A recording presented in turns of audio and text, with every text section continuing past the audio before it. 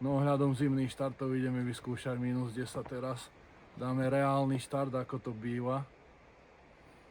Ideme ho skúsiť. No. Takže takto to býva, keď sa človeku nechce ráno stávať, dá si časovač.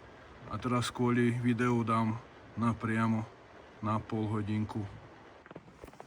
No, ideme zasypaný, je pekne celý, všade dookola. Iba kocúre behali dneska po dvore. No, pozrieme, ako je zohriatý. Už sa to pekne topí. Čidielko tam, kábel zasnežený. Pekne to tam vidno.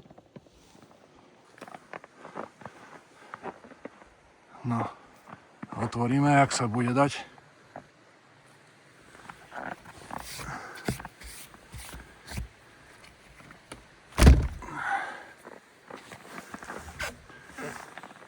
No, fajne to vyšlo. No.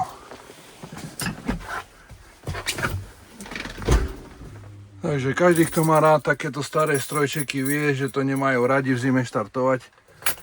Takže naštartujeme a keďže je zakúrené, nie je tak vybehnutá teplota na ňom. Ale naštartujeme a zapíname kúrenie, lebo táto naša kabina v týchto našich Zetoríkoch sa hneď rada orosí. Takže tak sa to má robiť. Dám to len tak na mierne na podlahu plyn, bez žiadnych starostí. A je to. A pradie si ako mača.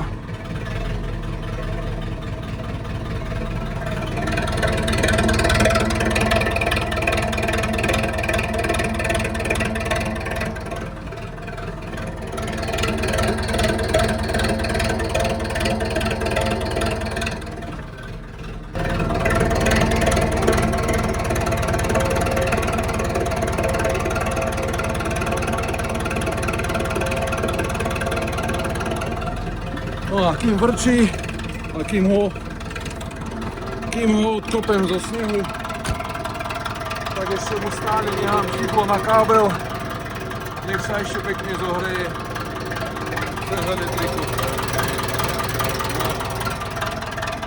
A to je všetko, nájdem si.